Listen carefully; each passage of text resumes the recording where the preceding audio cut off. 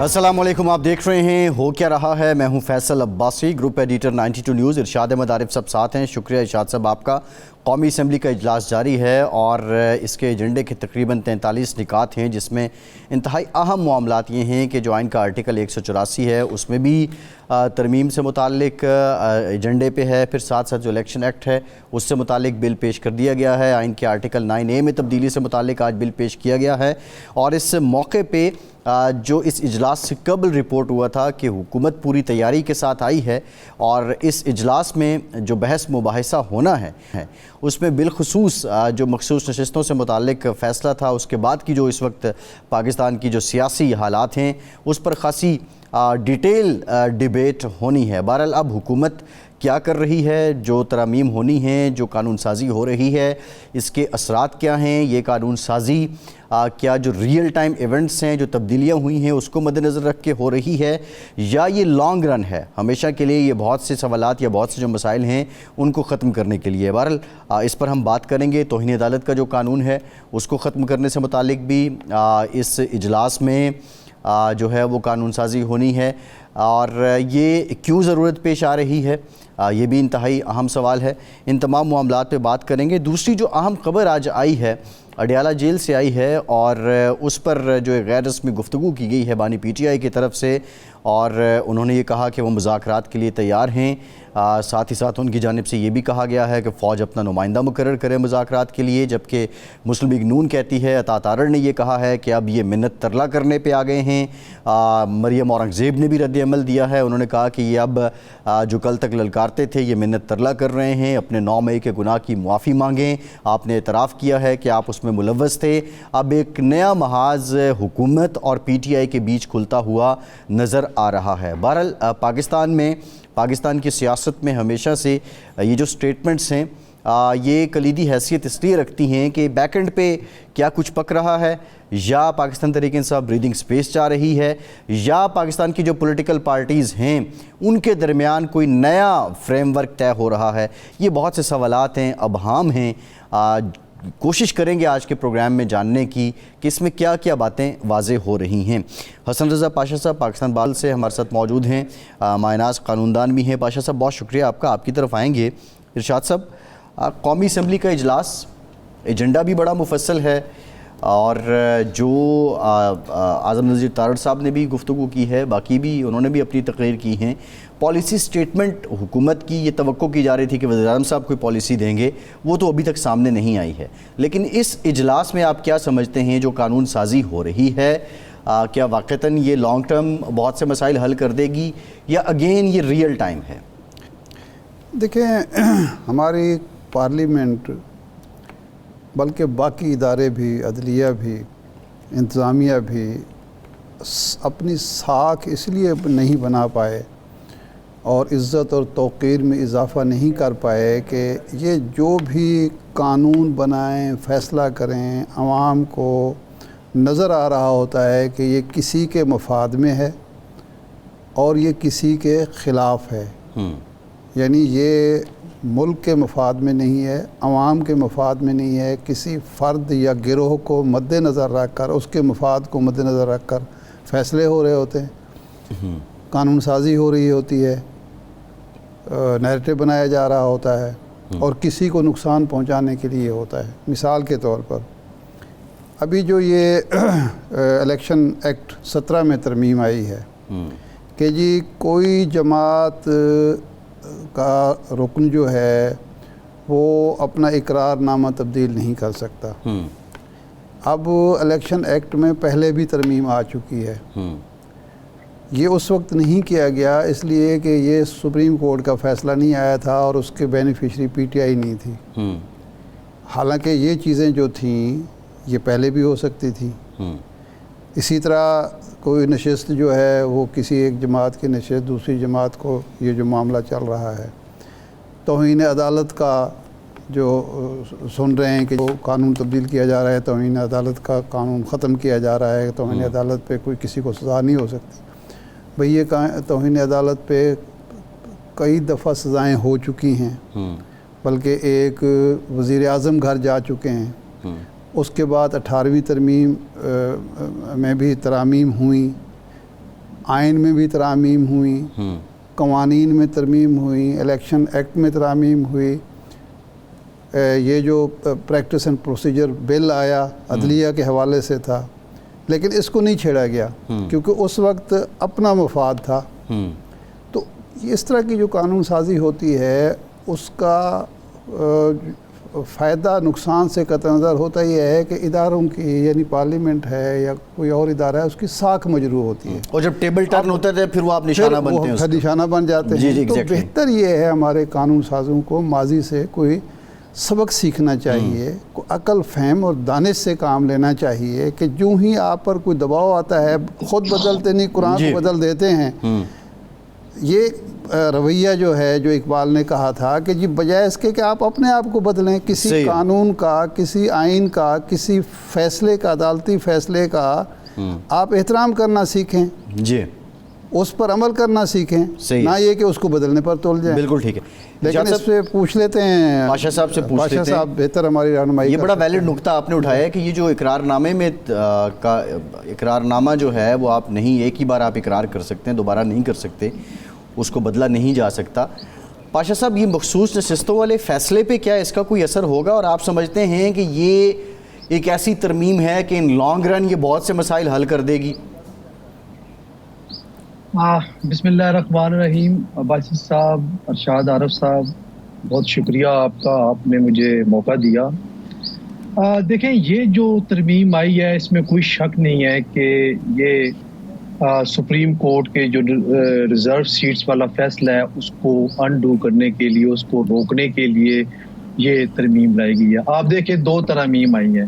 Number 1 یہ ہے کہ اگر کوئی ایم این اے جو آزاد امیدوار کے طور پہ منتخب ہوتا ہے، وہ اگر کوئی ایک پارٹی جوائن کر چکا ہے تو پھر وہ اس ٹینیور میں اپنا وہ اقرار نامہ تبدیل نہیں کر سکتا، یعنی کوئی اور پارٹی نہیں جوائن کر سکتا۔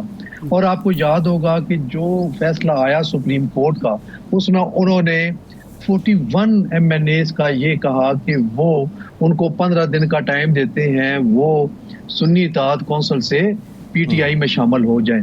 تو یہ ایک تو اس کا راستہ روکنے کے لیے ہے۔ دوسرا یہ ہے کہ کوئی ایسی پارٹی جس نے الیکشن سے پہلے اپنی ترجیح لسٹ نہیں دی ریزرو سیٹس کی، تو اس کو سیٹس نہیں دی جا سکتی۔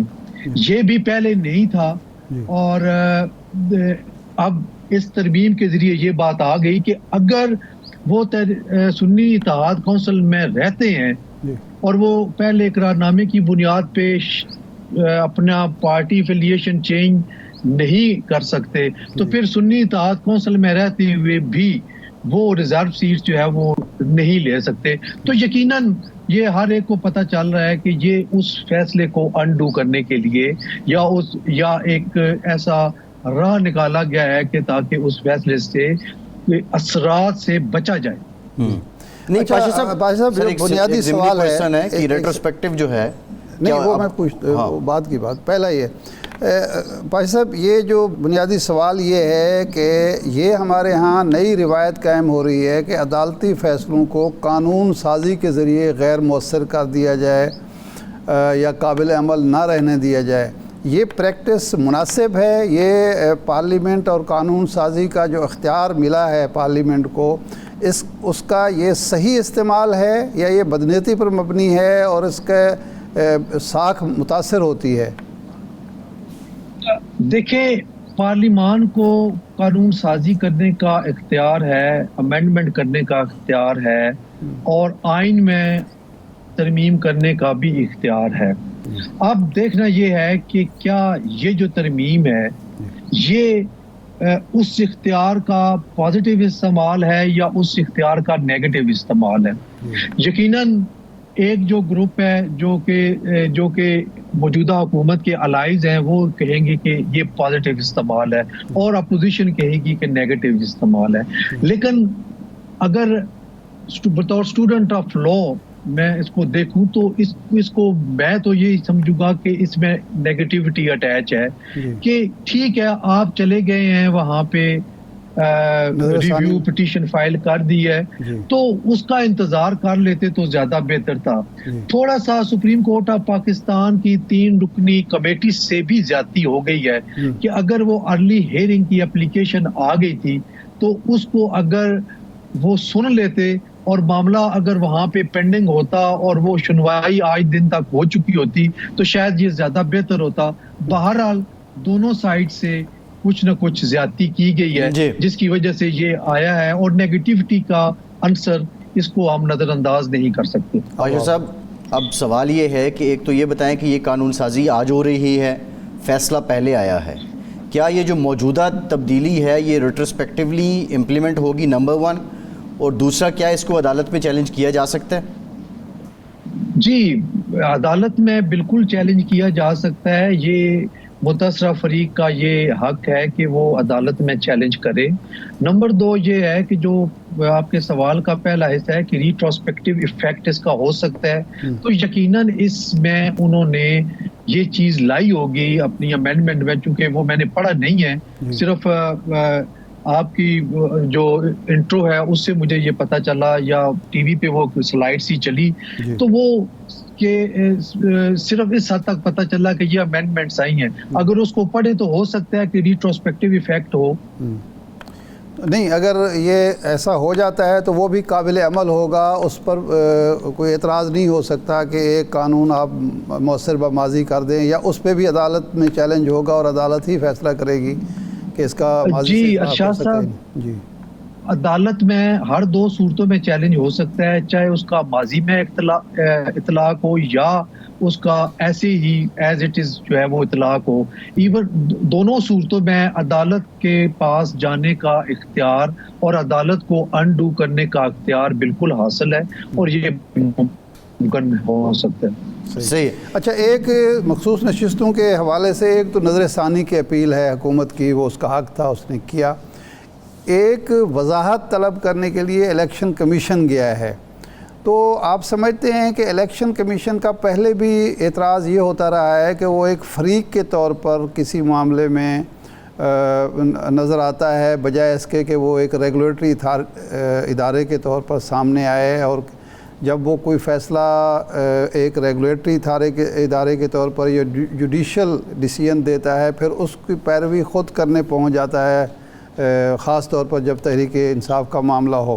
تو یہ جو وضاحت اس نے طلب کی ہے کہ جی آپ کے فیصلہ کا جو فلاں پیرا سائمن ہے غالباً اس کی وضاحت چاہیے, یہ واقعی وضاحت طلب فیصلہ تھا؟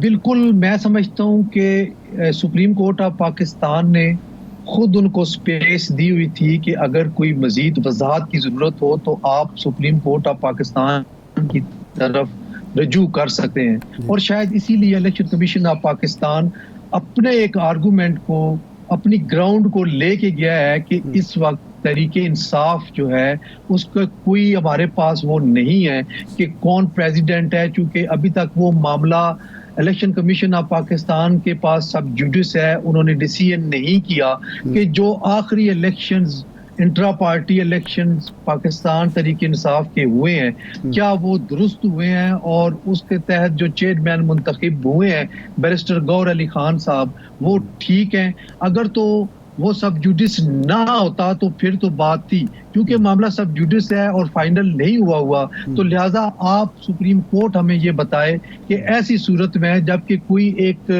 وہ نہیں ہے, سٹرکچر نہیں ہے ہمارے پاس پاکستان تحریک انصاف کا, تو پھر ہم کس طریقے سے اس کو پاکستان تحریک انصاف کے ممبرز کے طور پہ کنسیڈر کر سکتے ہیں. یہ ایک انہوں نے وضاحت طلب کیا. میرا خیال ہے کہ یہ چونکہ سپریم کورٹ آف پاکستان نے خود ان کو سپیس دی تھی تو جانا کوئی حرج نہیں ہے, کلیئرٹی آنی چاہیے.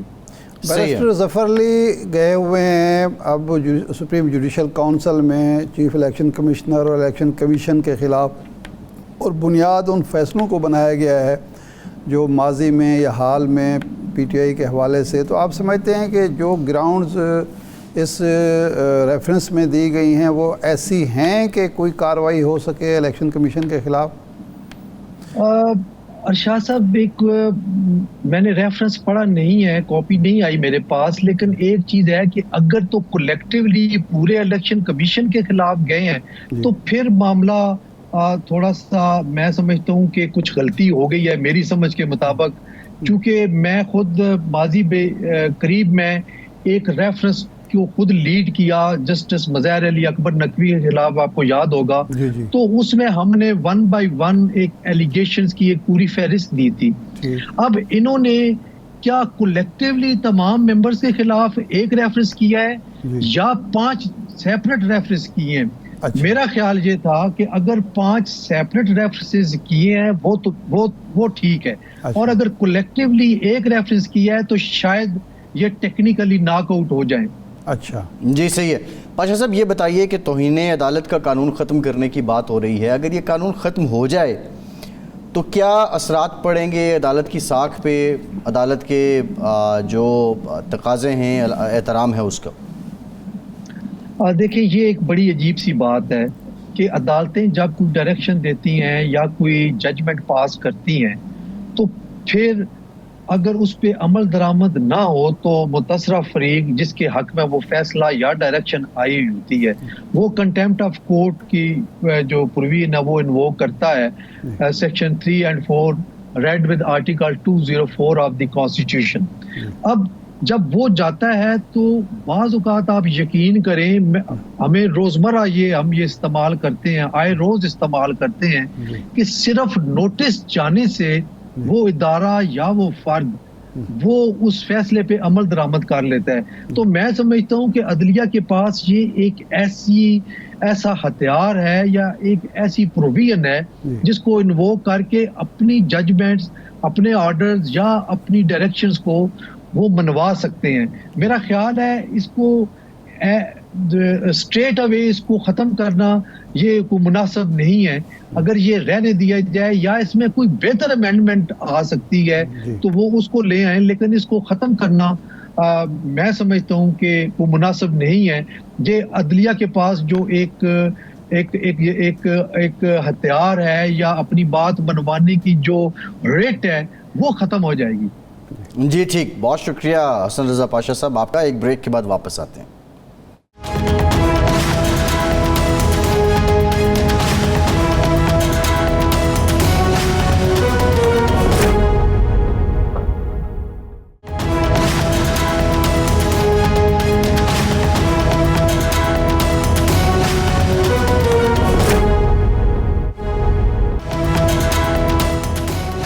ब्रेक के बाद एक बार फिर से आपको खुशामदीद कहेंगे। इरशाद साहब, अब बज़ाहिर जो पार्लियामान का इजलास है और जो हुकूमत की हिकमत अमली है उससे लगता ये नहीं है कि ये मामला इतना सीधा साधा है कि अभी क्योंकि नज़रसानी में भी पॉलिटिकल पार्टीज़ गई हैं, इलेक्शन कमीशन ने भी वजाहत मांगी है, अब ये कानून साजी भी हो रही है, तो क्या अब आसानी से मखसूस नशिस्तें जो हैं वो PTI के हिस्से में आ जाएंगी या इट विल टेक टाइम?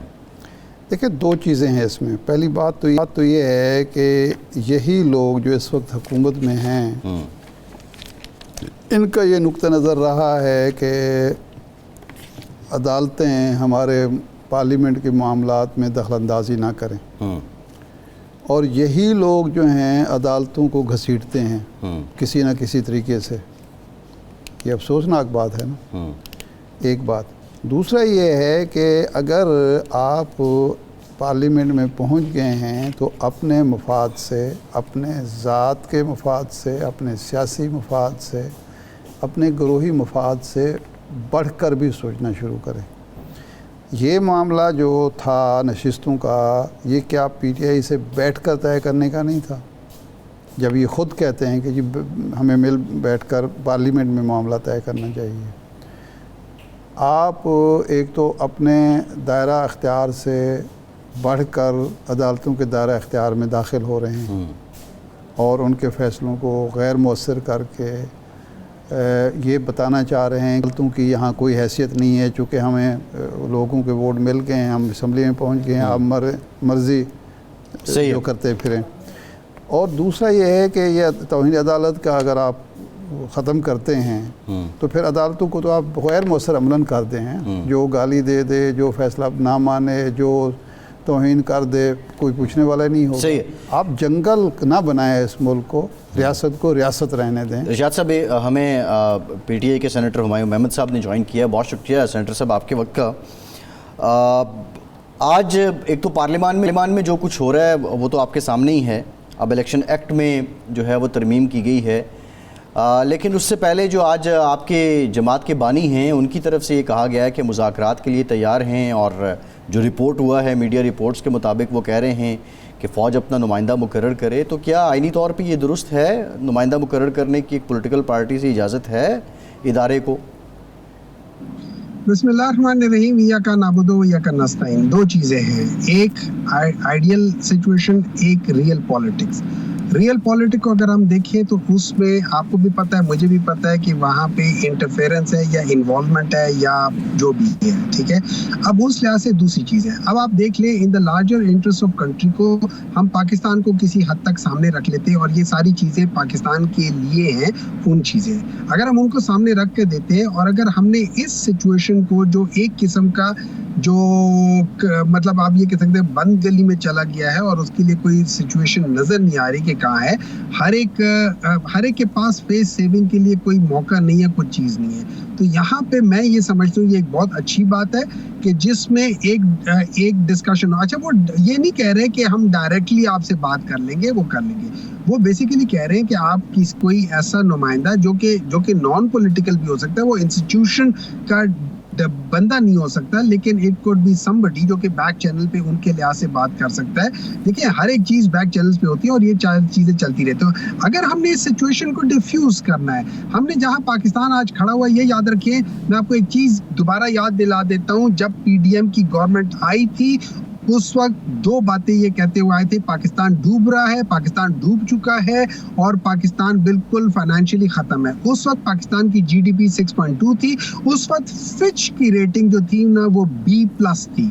آج یہ لوگ چیخے مار رہے ہیں اور اٹھ کے کہہ رہے ہیں کہ جی آج فش نے CCC- سے CCC+ کر دیا ہے, اور اس پہ یہ کہہ رہے ہیں پاکستان زبردست چل رہا ہے. اور آج جب جی ٹی پی ان کا 2 point something پر ہے, آج یہ کہہ رہے ہیں پاکستان سٹیبل ہو گیا ہے. تو یہ سوچے کہ 1/3 of the G T P جو ہم چھوڑ کر گئے تھے, اور تقریباً 3 times to 4 times of the Fitch rating جو اس وقت تھی, آج اس کے کرے, تو اس کا مطلب ہے یہ پکا غلط جھوٹ فراڈ کر رہے تھے. اچھا ہمایوں صاحب, ہاں جی ہمایوں صاحب, ہم ذرا اکنامک میٹرز پہ بات کریں گے, لیکن بنیادی بات یہ ہے کہ آپ کی جماعت, آپ کے لیڈرز جو ہیں وہ اس بات کا اعتراف بھی کرتے ہیں کہ 9 مئی کے احتجاج کی کال انہوں نے دی تھی. 9 مئی کو جو کچھ ہوا, اب آپ اس کی ذمہ داری لینے سے بھی انکاری ہیں. کل تک آپ نے ایک بھرپور بیانیہ بنایا, آپ آئین کی بالادستی کی, سول سپرمیسی کی بات کرتے تھے. آج آپ ادارے سے ہی کہہ رہے ہیں, فوج سے ہی کہہ رہے ہیں کہ مذاکرات کریں, ہم سے بات کریں. تو یہ بھی تو تضادات ہیں نا, یہ بھی تو عوام کے سامنے ہیں. آپ کی آئیڈیالوجی کیا ہے, آپ کا نیریٹو کیا ہے, آپ کی سٹینڈنگ کیا ہے؟ اچھا میں آپ کو ایک بات بتا دیتا ہوں. دیکھیں اس طرح ہے کہ May 14th, ٹھیک ہے, May 14th جس میں جو کانسٹیٹیوشن کی وائلیشن شروع ہو گئی تھی May 14 سے مینلی, ٹھیک ہے, جب وہ وائلیشن شروع ہو گئی تھی تو کانسٹیٹیوشن تو چلا گیا گھاس کھانے, ٹھیک ہے. اب اس کے بعد جو چیزیں ہو رہی تھی اس میں کچھ چیز کانسٹیٹیوشنل نہیں تھی, سب چیزیں انکانسٹیٹیوشنل تھی. چاہے اس کے بعد جو CCI کی میٹنگ تھی وہ انکانسٹیٹیوشنل تھی, چاہے اس کے بعد جو سینسس کی بات ہوئی تھی انکانسٹیٹیوشنل تھی, چاہے اس کے بعد جو الیکشنز another 90 days کی بجائے دسمبر میں, جنوری میں چلے گئے, فروری میں چلے گئے, انکانسٹیٹیوشنل تھی. اس میں ہر چیز انکانسٹیٹیوشنل تھی. تو آپ پلیز خدا کے لیے let's not talk about constitutional, کیونکہ اس وقت بھی آپ دیکھ رہے ہیں جو پارلیمنٹ میں ہو رہا ہے وہ بیسیکلی اس کانسٹیٹیوشن کا مذاق اڑا رہے ہیں, ٹھیک ہے. اچھا اب بات آ جاتی ہے, میں نے جیسے دوبارہ کہا ہے, اس وقت مسئلہ جو ہے نا وہ پاکستان کا ہے. اس وقت مسئلہ پاکستان کو دوبارہ سڑک پہ ڈالنا ہے, کیونکہ پاکستان سڑک سے بہت نیچے کھائی کے قریب پہنچ چکا ہے. اور یہ ہم نے نہیں, یہ پی ڈی ایم نے, پاکستان ڈسٹرکشن موومنٹ ٹائپ 1 اور ٹائپ 2, ان دونوں نے مل کے یہ تباہی کی ہے. اب اس کو واپس لانے کے لیے ہر ادارے کو, ہر ایک کو, ماں سوائے ان 2 پارٹیوں کے جنہوں نے اس ملک کو تباہ کیا ہے, اور جس کی سب سے بڑی مثال آپ کی اور میری, اور آپ کی اور میری لائف میں شاید اتنا نہ آتا ہو, لیکن ہر عام انسان کی لائف میں جو IPPs کی وجہ سے تباہ کاریاں ہیں, ان کے ڈائریکٹ ذمہ دار یہ لوگ ہیں, ان کے ڈائریکٹ بینیفیشری یہ لوگ ہیں, ان کے ڈائریکٹ ہر لحاظ سے ڈیسیجن میکر ہیں. اور اسی غلط ڈیسیجن کو ان لوگوں نے جو نیب کے ترامیم ہیں اس میں سیکشن 4 میں اپنے آپ کو پروٹیکٹ کرنے کی کوشش کر رہے ہیں. ہمایوں صاحب یہ جو آئی پی پیز کی آپ بات کر رہے ہیں یہ آپ کے دور میں آپ کی حکومت نے ان معاہدوں کی تجدید کی جو تباہ کن ہیں واقعتاً عوام کے لیے، اس ریاست کے لیے، ملک کے لیے. اتنے تباہ کن معاہدوں کی آپ کو تجدید کرنے کی کیا ضرورت تھی؟ جب ایک موقع آیا تھا تو وہ معاہدے ختم کر دیتے.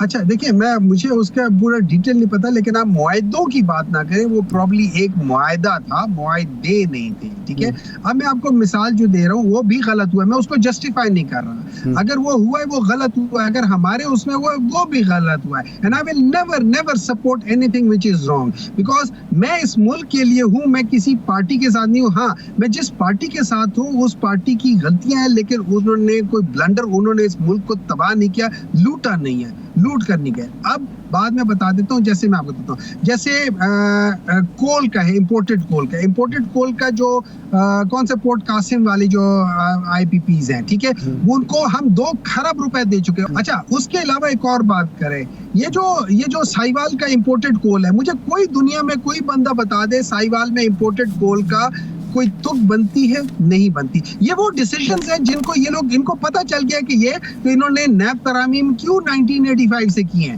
اگر میں مجھے آگے کے لیے میں کہتا ہوں کوئی چیزیں ٹھیک کرنی ہے، میں ریٹروسپیکٹو کیوں جا رہا ہوں؟ ریٹروسپیکٹو اس لیے جا رہا ہوں کہ اب آپ کے پاس، ہمایوں صاحب بات یہ ہے، آپ حکومت میں آپ بھی رہے ہیں، آپ کے پاس ان مسائل کا حل کیا ہے؟ کل تک اگین آپ نواز شریف نے جو طریقہ اپنایا اقتدار میں واپسی کا، اب بظاہر لگ رہا ہے کہ آپ بھی وہی طریقہ اپنا رہے ہیں اور نظریہ ضرورت کا شاید آپ نام دے رہے ہیں. آپ کہہ رہے ہیں کہ کانسٹیٹیوشن گھاس کھانے چلا گیا ہے، تو حل کیا ہے اب ان مسائل کا؟ اب آپ کے پاس لائن آف ایکشن کیا ہے؟ دیکھیں، اس طرح ہے، 2 طریقے کے حل ہیں. آپ کے پاس 2 چوائسز ہیں.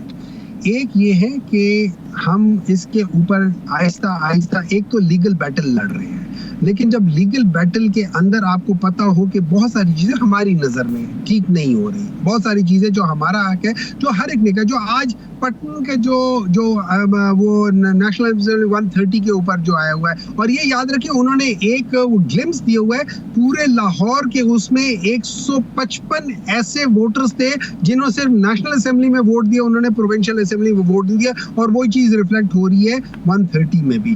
جب آپ یہ کرتے ہیں تو پھر کیا کرتے ہیں؟ آپ کا لاسٹ ریزورٹ ہوتے ہیں، آپ سڑکوں پر نکلتے ہیں، سڑکوں پر نکلیں گے اور حالات خراب ہوں گے. تو آپ کے پاس ایک وہ چوائس ہے. دوسری چوائس یہ ہے کہ آپ بیٹھ جاؤ، آپ ڈسکس کرو کہ یار یہ مسئلے ہیں. اور میں سمجھتا ہوں جو عمران خان نے ایک چوائس دی ہے نا، وہ چوائس یہ ہے کہ ان مسئلوں کو، ان چیزوں کو حل کر کے الیکشن فری فیئر ٹرانسپیرنٹ کر دیں فار اے چینج، اور اس کے بعد جو بھی جیتتا ہے فری فیئر ٹرانسپیرنٹ، جو بھی جیتتا ہے وہ اپنی حکومت بنائے اور اس لحاظ سے کرے. اور میں یہ سمجھتا ہوں that is the best way and the only way جس سے پاکستان کا نقصان بچ جائے گا. ہو سکتا ہے 50-60 ارب روپے کی پھکی لگ جائے دوبارہ الیکشنز کرانے میں، لیکن وہ یہ یاد رکھیں جو اپرچونٹی لاسٹ ہے، جو ہم روزانہ کا 1 کھرب روپے یا 10 ارب روپے یا 20 ارب روپے لوز کر رہے ہیں بیکاز آف جو یہاں کے ماحول ہے، اس وجہ سے ہم اس کو بچا پائیں گے. تو بعض دفعہ بزنس میں آپ اپنے لاسز کو کر کے فردر لاس کو روکتے ہو. یہ چیزیں وہ لوگ سمجھ سکتے ہیں جن کے اندر شعور ہے، جن کے اندر عقل ہے. لیکن وہ لوگ جو بیسیکلی جو لوگوں کا حق غاصب کرنے والے ہیں، جو چور ہیں، جو ڈاکو ہیں، ان کو پرواہ نہیں ہوتی. ان کا صرف ایک ہی کام ہوتا ہے، اوروں کا مال. ہمایوں صاحب یہ فرمائیں کہ یہ جو آئی پی پیز کی بات بھی ہو رہی ہے، اس پہ دھرنا دیا ہوا ہے جماعت اسلامی نے. آج ہم نے سنا کہ آپ کے لیڈر نے آپ کو ہدایت کی ہے کہ آپ لوگ اس میں شریک ہوں، جماعت اسلامی کی آپ حمایت کر رہے ہیں. سوال میرا یہ ہے کہ یہ آئی پی پیز کے معاہدے کیسے ختم کیے جا سکتے ہیں جبکہ اس میں ساورن گارنٹیز موجود ہیں اور ریکوڈیک کا معاملہ ہمارے سامنے ہے. اس کے بارے میں کوئی آپ نے ہوم ورک کیا کہ یہ معاہدے کیسے ختم ہوں گے اور بجلی کا جو بحران ہے اس سے ہم نجات کیسے حاصل کر سکتے ہیں؟ देखिए अब मुझे नहीं पता, चूंकि मैं बहुत इसका मुझे नहीं मालूम, ना मैंने इनके मुआहदे पढ़े, लेकिन अगर आप मुआहदे पढ़ें तो उसमें जहां तक मुझे याद पड़ता है कि जो ओरिजिनल लोग थे वो चले गए, वो आगे बेच गए, ठीक है। अब आप अब 99% इफ नॉट 100% वो लोग हैं जो पाकिस्तानी हैं और इन सबको ओन करते हैं। अब इन सब के पास अगर मैं इनकी जगह होता, मैं अल्लाह की कसम खा के कहता हूँ, अगर मैं इनकी जगह होता, मैं हाजिर नाजिर जान करके कहता हूँ, मैं खुद अपना मुआहदा खत्म कर देता। मैं कहता यार जो ये हो रहा है इसमें ये मेरा प्रॉफिट है और ये मेरा वो है, मैंने ये देखिए मैं आपको मिसाल देता हूँ। हबको ने 1.8 बिलियन 1992 में मियां नवाज शरीफ के साथ करके 1.8 बिलियन डॉलर्स लगाए थे। उन्होंने over the last thing per year 73% profit लेते रहे। दैट मीन्स कि उन्होंने कोई 38 के आसपास अरब डॉलर कमा चुके हैं। आपको कितना पैसा चाहिए खुदा के बंदो, कितना पैसा चाहिए कि आप लोग इस मुल्क को निचोड़ने से छोड़ दो। अब मैं अगर होता इन लोगों के ऊपर मैं कहता हूँ हर वो पाकिस्तानी जो मेरी बात सुन रहा है और वो इन लोगों को डायरेक्टली जानता है, वो इनके ऊपर एक मॉरल प्रेशर करे, और अगर इनमें से किसी के अंदर गैरत है, किसी के अंदर इस मुल्क के साथ मोहब्बत है और पैसे से ज्यादा मोहब्बत इस मुल्क के साथ है, तो मैं उसको कहता हूँ कि प्लीज आगे आओ और अपना हक इस मुल्क के लिए छोड़ दो। ये याद रखो, मैं आपको मिसाल देता हूँ, लोग ऐसे अच्छा सेनेटर साहब बात ये है, ठीक है सेनेटर साहब, आप जो तजवीज़ दे रहे हैं ठीक है, आपकी तजवीज़ बहुत अच्छी है, लेकिन अब बात ये है कि गवर्नमेंट में आप भी रहे, आप भी रीनेगोशिएट नहीं कर सके, उस वक्त भी ये मुआहदे चल रहे थे। बुनियादी सवाल ये है, आज जो वज़ीर आला पंजाब हैं मरियम नवाज़ साहिबा, उनको बानी PTI ने फाशिस्ट कहा है। आप इस्टेब्लिशमेंट से मुतालिक तो अपनी पॉलिसी बदल रहे हैं, लेकिन वो पॉलिटिकल पार्टीज़, आप ये नहीं कह सकते कि वो बिल्कुल एक सियासी हकीकत नहीं है, अकेले आप ही हैं। इसमें जब आप उनसे मुतालिक अपनी पॉलिसी नहीं बदल रहे हैं, वही चोर डाकू वाली रट अगर आप लगाए रखेंगे तो मसाइल कैसे हल होंगे? सवाल तो ये है। अच्छा देखिए आप बिल्कुल सही कहते हैं, इन अ वे आई एग्री विद यू कि हमें वहाँ पे अपने आप को थोड़ा सा बदलना पड़ेगा, वो करना पड़ेगा। लेकिन एक मेरे दिमाग में एक सवाल आता है, वो कहता है ना चोर चोरी से जाए, हेरा फेरी से ना जाए, ठीक है। अच्छा मैं सिंपल सी बात ये है कि मैं ये समझता हूँ कि इनके अंदर एक नई लीडरशिप आनी चाहिए, इनके अंदर ये जो फैमिली पॉलिटिकल डायनेस्टी है उसको ख़त्म होना चाहिए। आम ज़रूर उनसे बात करनी चाहिए, लेकिन उनको अपने अंदर भी रिफॉर्म्स आने चाहिए। मेरे लिहाज से जो बिलावल भुट्टो है उसके पास एक बहुत अच्छे चांस था कि वो अपनी जो एक लेगेसी थी जरदारी साहब की, विद ड्यू रिस्पेक्ट, वो उस लेगेसी से अपने आप को अलग कर सकता था। अनफॉर्चुनेटली उसने नहीं किया, ठीक है। वो बहुत बड़ा लीडर बन जाता अगर वो ये कर लेता। बाज़ दफ़ा आपको एक्स्ट्रा ऑर्डिनरी डिसीजंस लेने पड़ते हैं, आपको हट के आपको उस पाथ पे ट्रॉड करना पड़ता है जिस पाथ पे पहले कभी किसी ने ट्रॉड नहीं किया। That makes you a great leader, that makes you something. Imran Khan आज अगर ग्रेट है, वो इस वजह से ग्रेट है कि उसने जेल में जाके उसने डील नहीं की, वो बल्कि अपने स्टैंड पे खड़ा रहा है इररिस्पेक्टिव ऑफ व्हाट, उसने सब कुछ किया। तो ये वो चीजें होती हैं जो आपको डिसाइड करके बता देती हैं कि यार दुनिया जो है ना वो आपको ग्रेट क्यों मान रही है। तो लेट्स डू लाइक दिस। लेकिन आई एग्री विद यू कि मैं समझता हूँ कि हमें थोड़ा सा यहाँ पे अपने आप को चेंज करके कुछ उनसे भी डायलॉग करने चाहिए। बिल्कुल ठीक, बहुत शुक्रिया सेनेटर हुमायूं मोहम्मद साहब, आपकी बड़ी मुनासिब बात आपने की है। एक ब्रेक के बाद वापस आते हैं।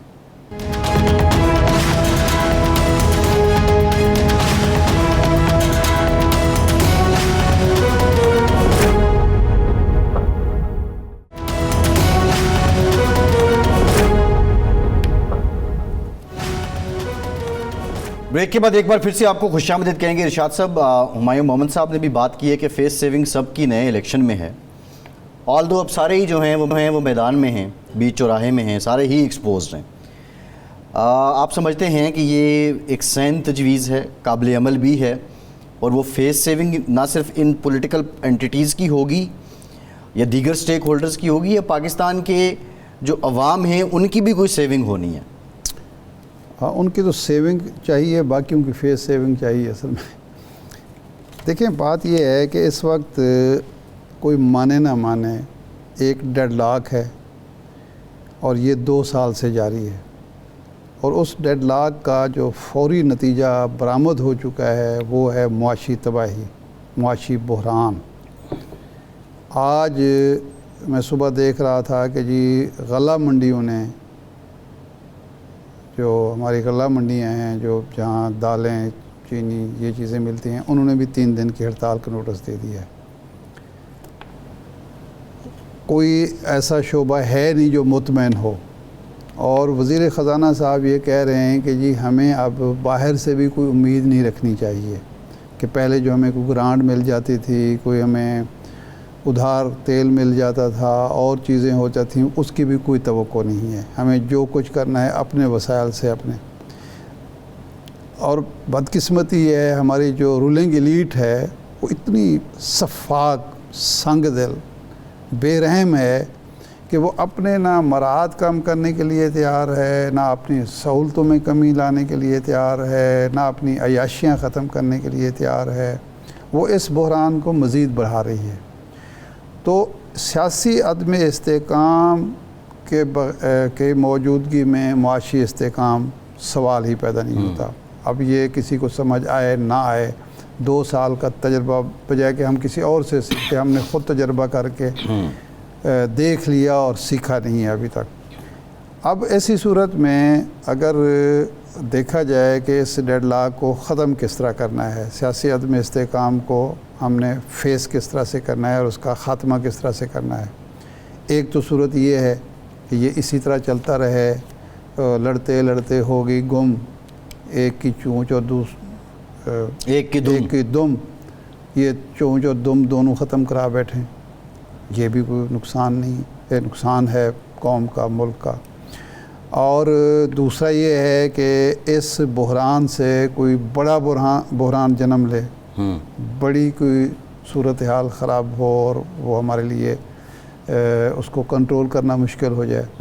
ایک یہ ہے کہ جی انتظار کیا جائے عدالتی فیصلوں کا، یہ ٹریبونلز کے، کیونکہ اب تو سب یہ کہہ رہے ہیں کہ الیکشن متنازع ہیں، یعنی جو حکومت میں بیٹھے ہیں وہ بھی مان رہے ہیں کہ ہاں جی متنازع تو ہیں، یہاں نہیں ہیں وہاں ہیں، وہ کہتے ہیں وہاں نہیں ہیں یہاں ہیں۔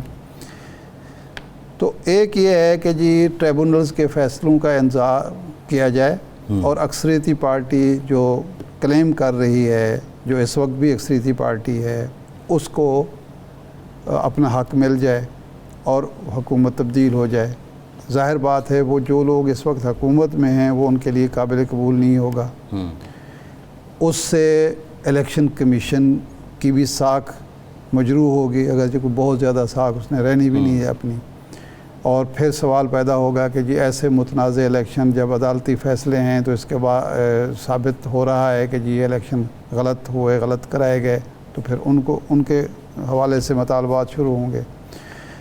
تیسرا یہ ہوگا کہ جی یہ ہے کہ جی کوئی راتوں رات جو ہمارے ہاں عام طور پر ہوتا ہے ٹیبل ٹرن ہو اور جیلوں والے باہر آ جائیں اور باہر والے جیلوں میں چلے جائیں، وہ ہوتا مشکل ہے اور اس کے اپنے نقصانات ہیں۔ ہم نے جو کچھ یہ کام کیا ہے 90 سے 1990 سے یہ کام کر کے ہم دیکھ لیا نا، بے نظیر نواشی بے نظیر زرداری نواشی، تو فائدہ کیا ہوا ہے؟ تباہ ہوئے ہیں نا۔ 1990 میں ہماری معیشت جو تھی انڈیا سے کہیں آگے تھی، اور مجھے یاد ہے کہ جو ڈالر کا ریٹ تھا ہمارا کوئی 22-23 روپے کا $1 تھا، انڈیا کا کوئی 30-35 روپے تھا، 10-12 روپے کا فرق تھا۔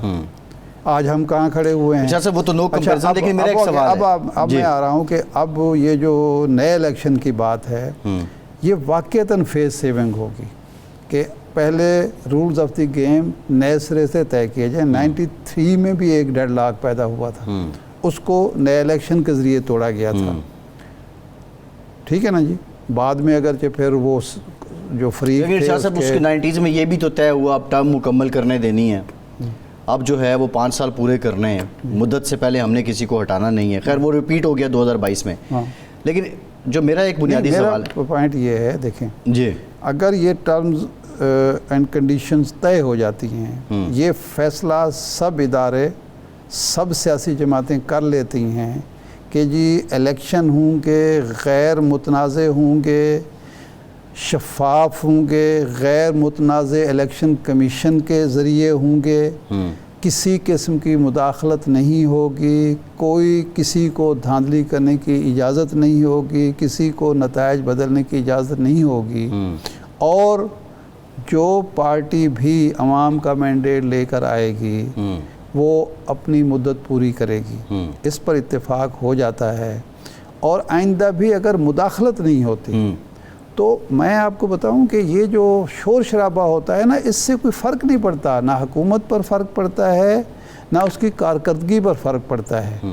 فرق اس وقت پڑتا ہے جب محلاتی سازشیں ہوتی ہیں، غیر آئینی، غیر جمہوری، غیر سیاسی طریقے سے معاملات کو ڈیل کیا جاتا ہے۔ صحیح، لیکن ارشاد صاحب اب سوال یہ ہے، دیکھیں نا، اب نقصان ملک کو ہو رہا ہوتا ہے، فائدہ کسی ایک سیاسی جماعت کو یا ایک سیاسی گروہ کو ہو رہا ہوتا ہے۔ اب بات یہ ہے کہ آپ دعوت دے رہے ہیں فوج نمائندہ مقرر کرے، نمبر 1۔ میں نے نہیں کہا، نہیں، آپ سے مراد میں بانی پی ٹی آئی کی بات کروں، میں آپ کی بات نہیں کر رہا ارشاد صاحب۔ Where is the constitution now? اب ان پرنسپل ایک بات کرتے ہیں، دوسری طرف سب مل بیٹھنے کی آپ نے بات کی، آپ ایک صوبے کی وزیر اعلیٰ کو فاشسٹ کہتے ہیں۔ بات یہ ہے کہ اگر آپ اتنی فلیکسیبلٹی لائے ہیں اپنے اس میں، تو پولیٹیکل پارٹیز سے متعلق بھی فلیکسیبلٹی لائیں، اور دوسرے اینڈ پہ جو لوگ ریسیونگ اینڈ پہ ہیں ان کو بھی کم از کم لچک تو دکھانی چاہیے، تب یہ مسائل حل ہوں گے نا۔ نون والے جو ہیں وہ علی امین گنڈا پور کو کیا کہتے ہیں؟ نہیں، وہ کہتے ہیں لیکن جو متشدد پالیسیاں پی ٹی آئی کی ہیں وہ مسلم لیگ نون کی اس سطح پہ تو نہیں ہیں۔ نہیں، دہشت گرد، ایک وزیر اعلیٰ کو دہشت گرد کہا جاتا ہے۔ شاہد صاحب ان کی تو باتیں بھی ایسی ہی ہیں کہ ہم قبضہ کر لیں گے، ہم نہیں چھوڑیں گے، ہم یہ کریں گے، وہ جو کہا ہم جاتا ہے وفاق پہ قبضہ کر لیں گے۔ دیکھیں وہ بھی، اس کو بھی کوئی دفاع نہیں ہے۔ مریم نواز صاحبہ نے عدالتوں کو دھمکی دی ہے، انہوں نے تو پورے عدالت کے فیصلے پر عدالتوں کو ایک وزیر اعلیٰ نے عدالتوں کو دھمکی دی ہے۔ شاہد صاحب بات یہ ہے کہ عدالتیں رات کیوں کھلی وہ بھی تو ہمارے سامنے ہے نا، وہی تو پوری کیمپین ہے۔ آج جو ہے وہ بانی پی ٹی آئی کہتا ہے جی اب میرے مقدمات سے علیحدہ ہو جائیں جسٹس عامر فاروق۔ بات تو یہ ہے کہ وہ تو الٹیمیٹم دے رہے ہیں نا، یہ للکار تو ہے۔ انہوں نے باقاعدہ درخواست دی ہے، میں جو آپ سے وہ تو انہوں نے باقاعدہ درخواست بھی دی ہے، اور آج انہوں نے یہ بھی کہا ہے جوڈیشل کمیشن میں انہوں نے ریفرنس دیا ہے، ریفرنس بھی دیا ہے کہ جب ریفرنس آ گیا ہے تو اب ان کو میرے مقدمات سے الگ ہو جانا چاہیے۔ پولیٹیکل پارٹیز کے لیے فلیکسیبلٹی کیوں نہیں ہے؟ اگر آپ ایک کارنر کے لیے فلیکسیبلٹی کرتے ہیں، پولیٹیکل پارٹیز کے لیے نہیں کرتے ہیں، مسائل کیسے یہ ہے؟ سوال یہ ہے کہ یہ فلیکسیبلٹی سیاسی جماعتوں کے لیے بھی ہونی چاہیے۔ اس بات سے میں متفق ہوں کہ سیاسی جماعتوں کو جتنی بھی آپس میں دشمنیاں ہوں، مخالفتیں ہوں، شکنجیاں ہوں، ان کو مل بیٹھ کے اپنے معاملات خود طے کرنے چاہیے۔ اگر آپ کو عوام نے مینڈیٹ دیا ہے تو ان کو بھی حکومت بنانے کا نہ صحیح، اپوزیشن میں بیٹھنے کا، پارلیمنٹ میں جانے کا مینڈیٹ تو ان کے پاس بھی ہے۔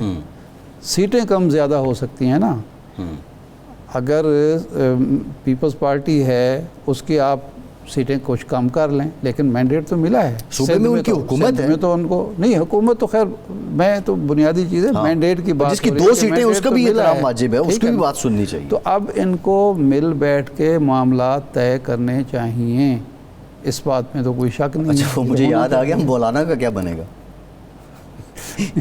اگر دیکھیں نا، جب 22 میں ہوا تو ایسے لگتا تھا کہ اب مولانا ہی مولانا ہیں، اور مولانا ایک سیریس کینڈیڈیٹ تھے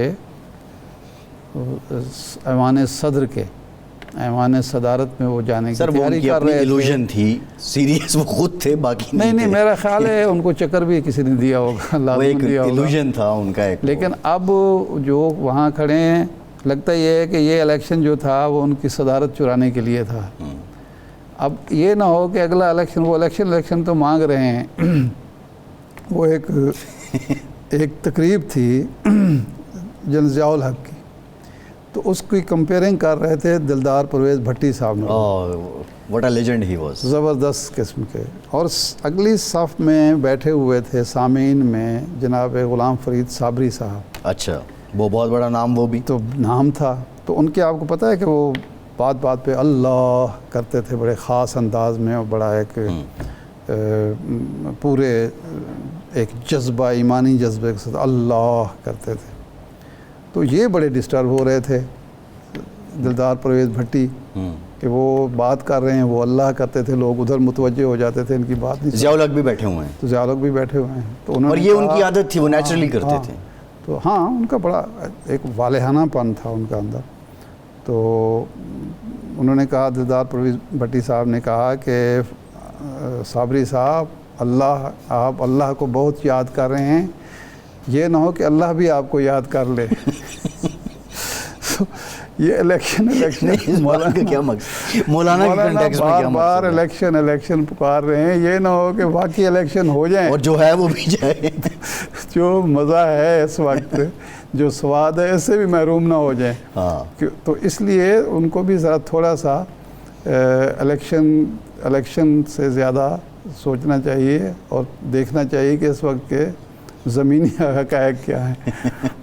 जमात इस्लामी इरशाद साहब 5वां रोज़ है। जमात इस्लामी 5वां रोज़ है, और अफसोस ये है कि वो जो अताउल्लाह तारड़ साहब और अमीर मकाम साहब और मिले थे लोग, वो दोबारा वापस ही नहीं आए। ये नहीं समझ आ रही कि क्या हुआ। वैसे बड़ा ठंडा किस्म का धरना है। नहीं, ठंडा तो नहीं, ठंडा मील के इस हब्स में भाई बात ये है कि दाद दें आप। नहीं, इस इसमें कोई हब्स में बरवक्त है, जमात के लोग मसाइल बैठ हैं। सकते हैं। नहीं, इसमें कोई दो राय नहीं है शाह साहब, इसमें कोई दो राय नहीं। ठंडे से मुराद ये है कि वो वापस ही नहीं आए, इन्होंने उसके बाद कोई ऐसा एक्शन भी नहीं किया कि वो वापस आए। मेरी ठंड से मुराद नहीं, ये वो करना पड़ेगा फिर उनको। असल में उनका प्रॉब्लम क्या है? हमारा हरगिज़ मतलब प्रॉब्लम ये है कि वो नवाज शरीफ साहब ने कहा, मैं आपको खबर दूँ, नवाज शरीफ साहब ने कहा कि बिजली के बिलों में आहत चीमा की, मेरी इतला के मुताबिक आहत चीमा और कुछ लोगों को कहा कि जी एक फार्मूला बना के दें, बिजली के बिलों में कमी कैसे हो सकती है। 50 अरब की अब अगर करते हैं, हुकूमत करती है, तो वो सारा जमात इस्लामी के खाते में जाता है, इसलिए मुज़ाकरात। अच्छा, सही। बहरहाल शाह साहब, प्रोग्राम का टाइम खत्म हो गया, बहुत शुक्रिया आपका, हमसे इतनी इजाज़त दीजिए।